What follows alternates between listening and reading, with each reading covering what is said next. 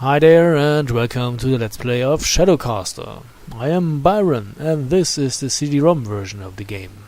This version does seem to generate memory violations in regular DOS bugs.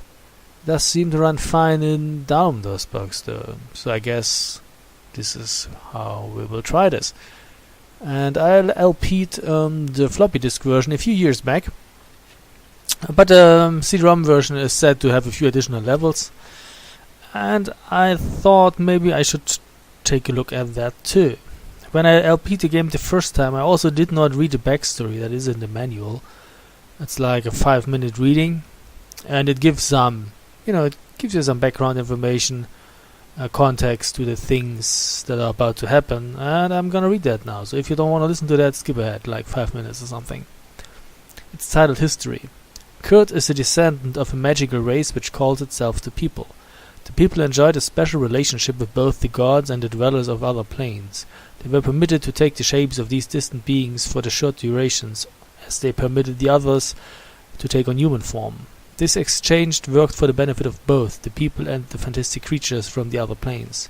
The people used it to accomplish tasks that were otherwise beyond their powers, while the fantastic creatures used it to do things only the human form permitted, and to use one shape's strength to compensate for another's weaknesses. The gods gave the gift of morphing to the most worthy of the people. Enjoying as they did the gods' favor and the special powers this entailed, the people built a magnificent society and enjoyed a great and peaceful time under their rulers. Trusting the wisdom of the gods to select the most worthy individuals, those who had the greatest morphing abilities were chosen to lead the people. Not all of the people appreciated this arrangement. Most notably among these were those to whom the gods had declined to give the gift of morphing in any form. These formed a subcaste and were generally regarded and treated as less than people. To these Malkor, the outcast god, appeared and promised power and riches if they would worship him and follow his ways. Members of the subcaste eagerly followed Malkor, who provided a different and evil variation on the gift of morphing. Followers of Malkor would capture animals, people, and the fantastic creatures and slay them in horrific, painful rites. Through these rites they acquired the power to change into the shape of those they destroyed. Flaunting their new powers, the most powerful of Malkor's minions were given positions of power over the people. The manner of the gods' choosing had always been a private affair, and the fact someone had been deemed worthy was evidenced by the shapes they received, and not any divine announcement.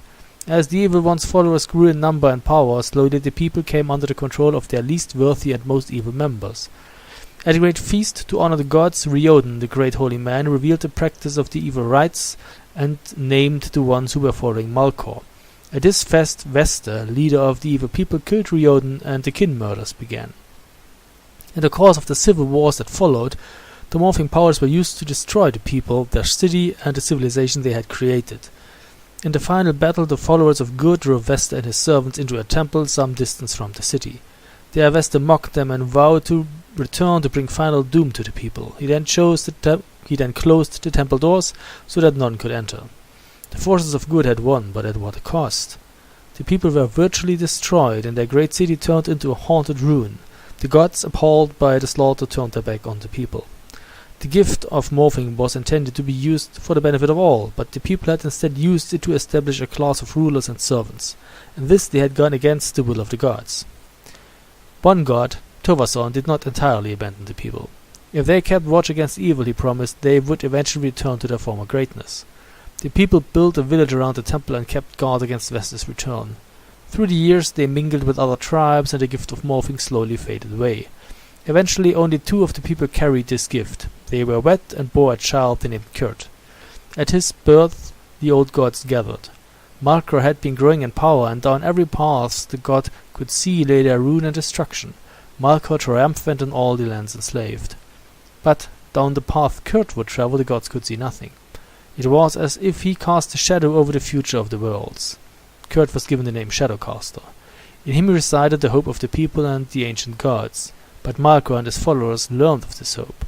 One moonless night, the doors of the temple flew open, and Vester, somehow alive centuries after he had fled, raided the village. He attacked the house where Kurt lay sleeping and slew his mother and father.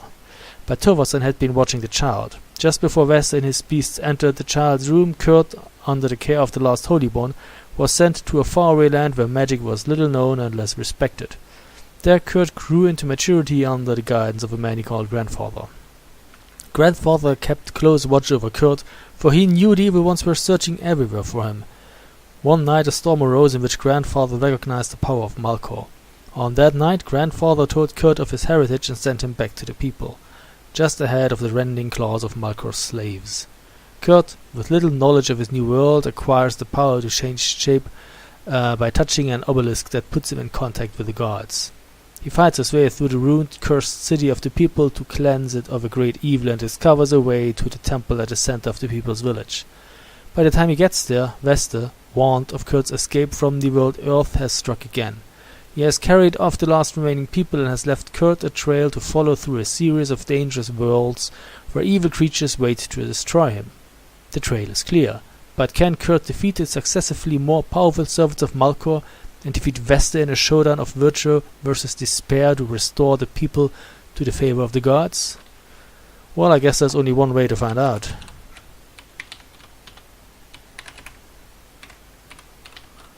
And that is by playing the game. So here we go.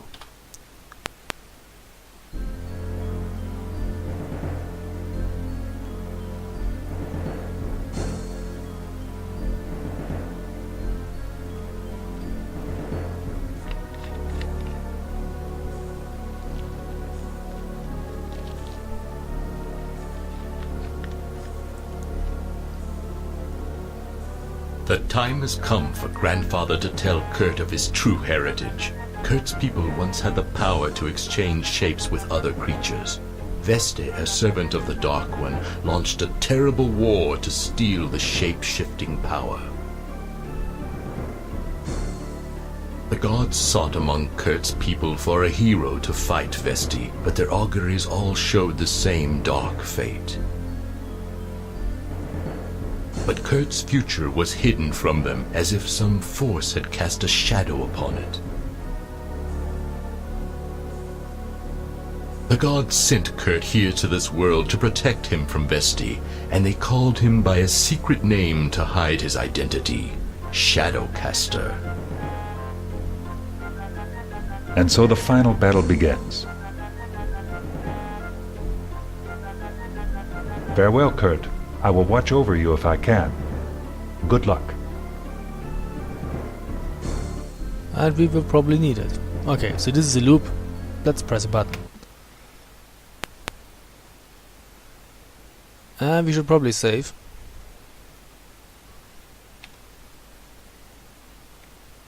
Okay, there's a monster approaching. How about we kill it? Ah! Jump kick, baby! So we have gotten 200 XP for killing the monster. What's that? Ah, fire wand. Okay. And some healing.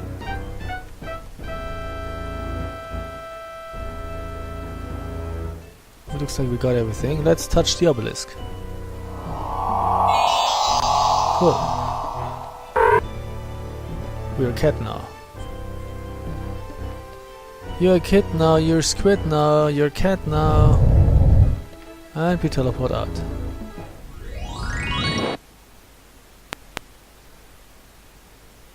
As you move between worlds, Grandfather's voice echoes in your mind. These are the ruins of our people's greatest city. Once it was beautiful, but now it is ruled by Zardaz, the four-armed Death Lord.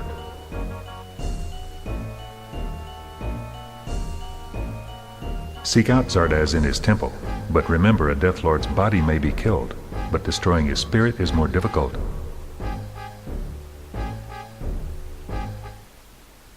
Accept the shape of the Maurin, great warriors who possess the ability to see hidden things.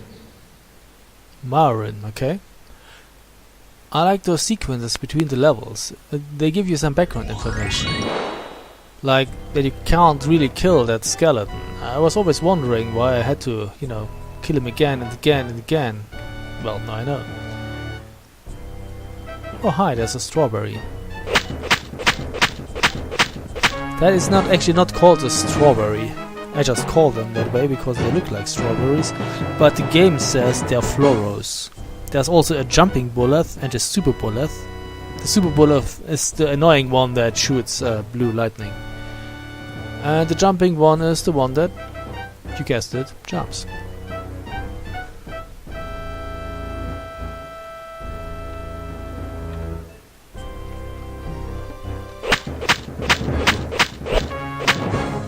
So, each strawberry gives us 100 XP.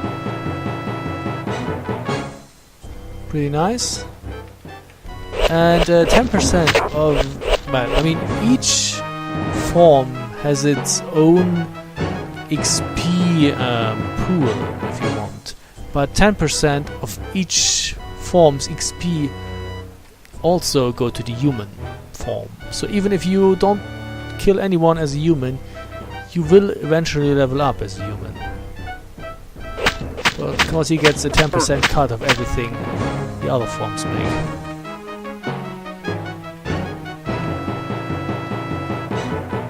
And you can also side strafe. I guess it's just called strafe, not side strafe. Sidestep, strafe. Oh yeah, this is an engine that was created by id Software. Probably see it in the credits. The thing is, they found out that this engine is nice, but too slow for a first-person shooter.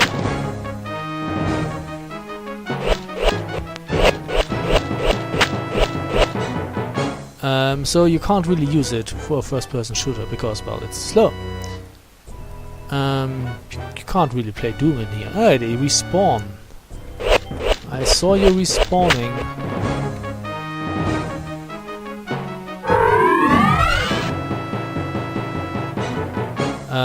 So, while it's not feasible for a first-person shooter, it is pretty okay for a more slow and explorative type of game like this RPG here.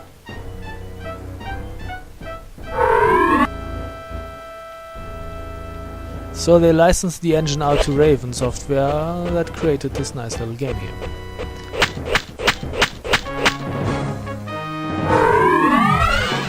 And yeah, each form has its own inventory, as you can see here. And I must say, I really like this form, this engine. I mean, of course, you can't really compare it to today's engine, but for what it was back... Oh, this is a Super Bowl, that's shit.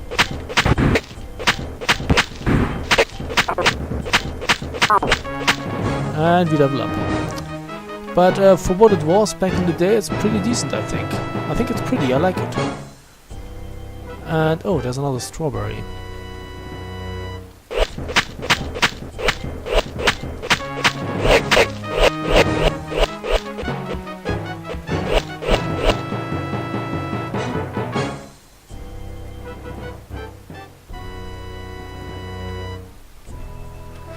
So, let's shoot ourselves this little chest down here. Out of power.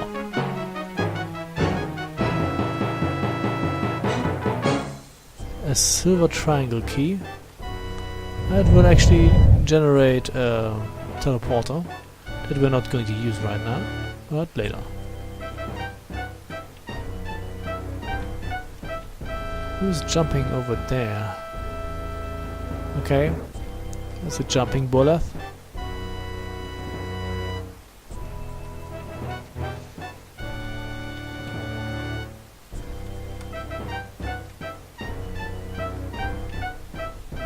And there's another passage here. So you can open those gates, but you can never open those. Did we get everything? Yeah, we did. No, wait, what's up there though?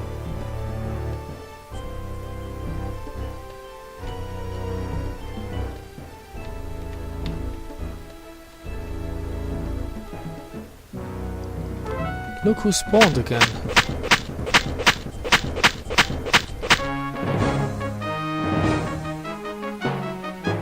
So we need to get up there apparently.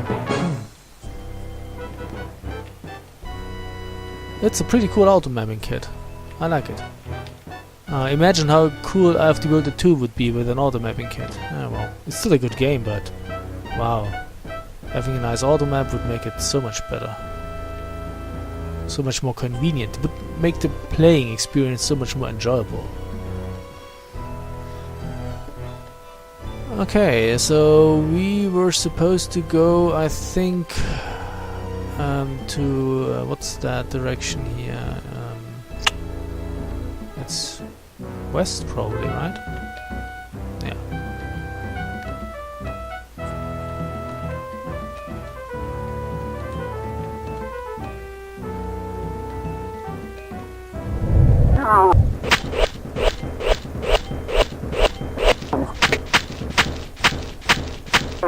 Excuse me, am I not hitting you? Oh, another level up. Cool.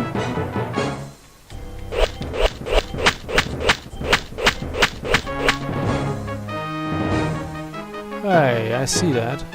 I take it.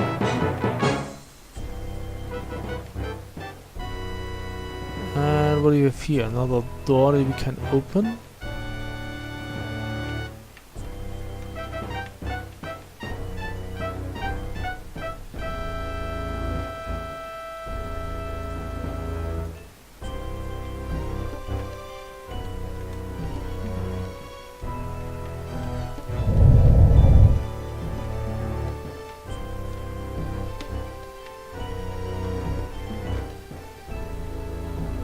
That would be a nifty shortcut.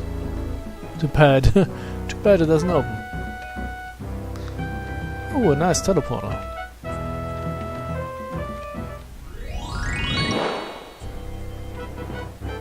Ah. Let's not go here yet.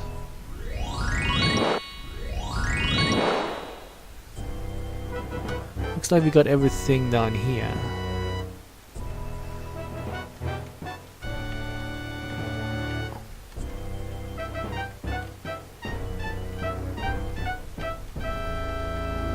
More strawberries. And who's jumping down there?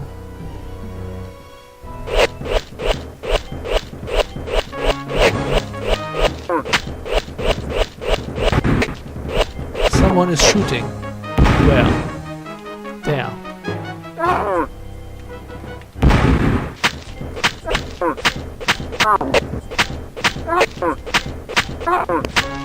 And you're dead.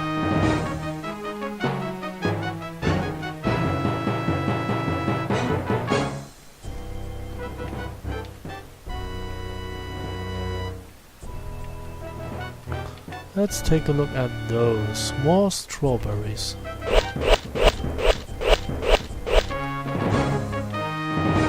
Can I get that?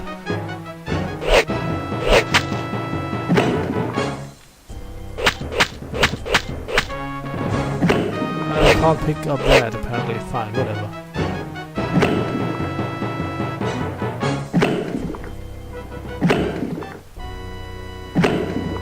Okay.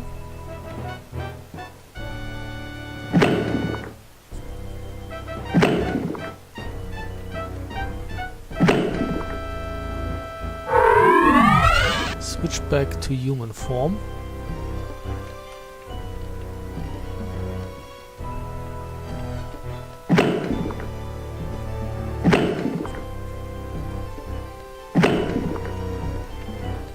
So yeah, as a human you can regenerate your health and your power very slowly. All the pool of power of mana is shared by all creatures, by all forms. But the pool of health is not. So as you can see, the human only has 25 hit points max. The cat has 140 hit points max. But when the human is at 25% of hit points, the cat is also at 25% of hit points.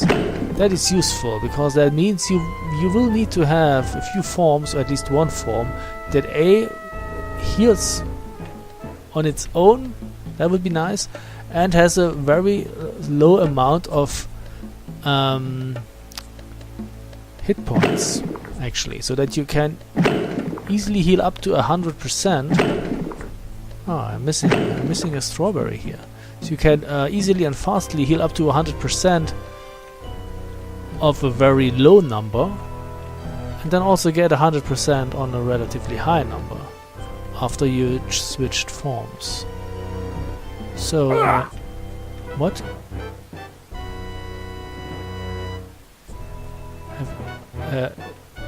Something hurt me here, apparently. Is this hurtful?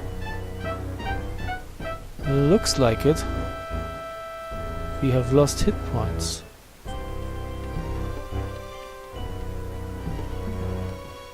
That's odd.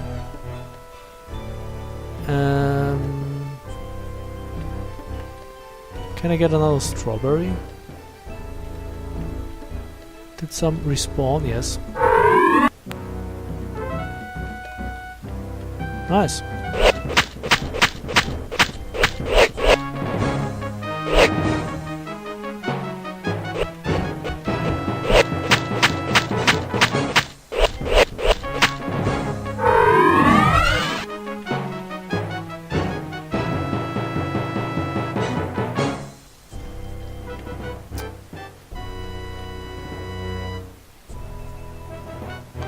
So we need to head over here to the east.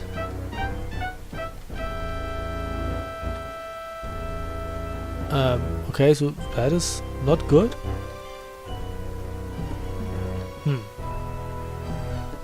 Oh, talking about things that are not good. This is also not good.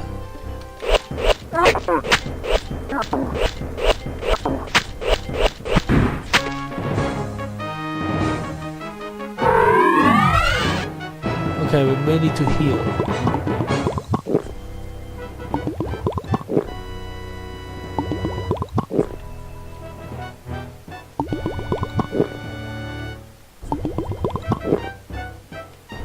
Okay.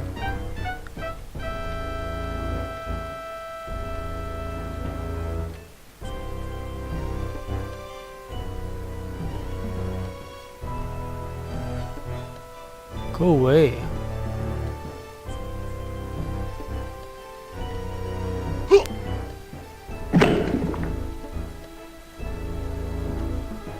So, I still have a strawberry left. Let's put it here. Oh. Shed balls.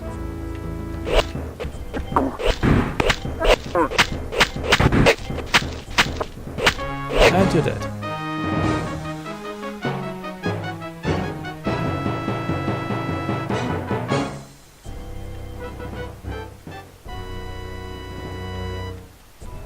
Let's see what we get here.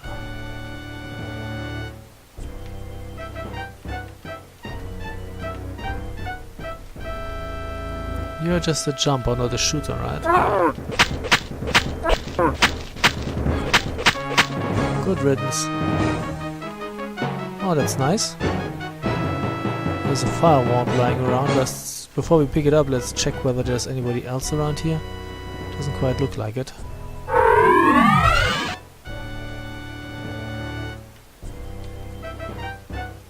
Okay. Did we get everything? Apparently not quite. This seems to be a skeleton. But now we got everything.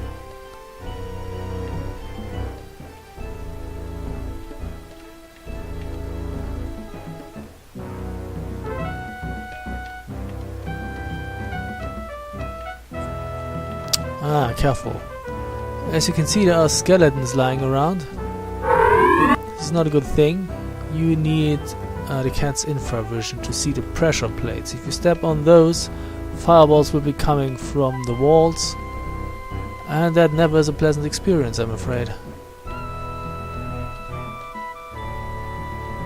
And while you have infravision active, you actually see the pressure plates on your other map as well.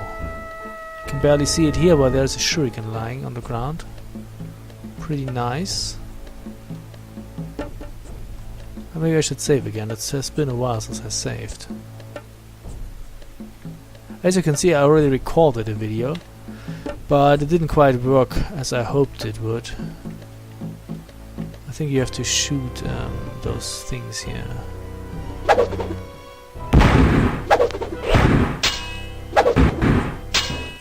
Yeah, the recording didn't work like I hoped it would. The thing is, my hard disk crashed and I had to buy a new one. That also means I had to reinstall my software, my recording software. And the software that I did use, apparently, but it was a free software, but apparently it had gotten an upgrade and now it was shit. And I didn't get the old version anymore.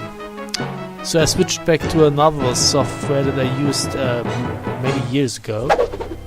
But like it is, when you have a software and you install it and you configure it, and then you use it for several years but don't configure it anymore, you forget what you did. And yeah, I had to fiddle with it a bit to get it running again.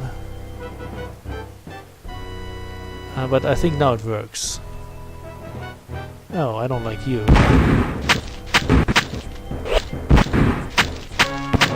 Oh, there's actually 3. That is not healthy.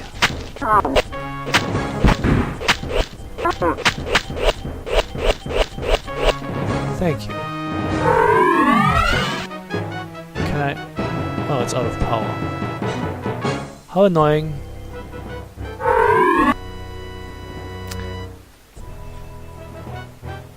Yeah, but I tried some settings and I think now it's running nicely again.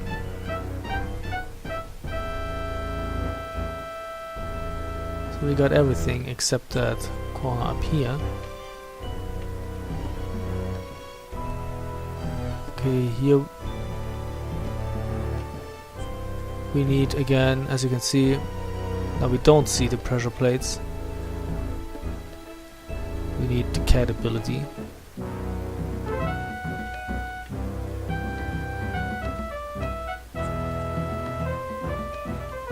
I don't know, let's try something.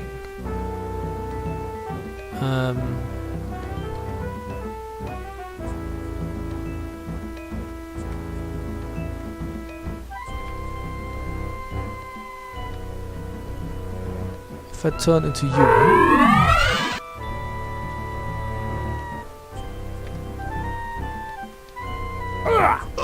No. I thought I could jump across it, but doesn't work. Does not work like that.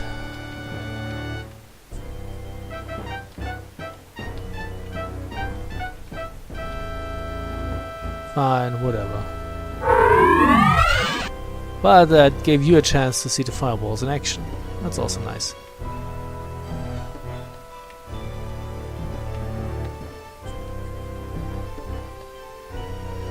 Okay, so that's...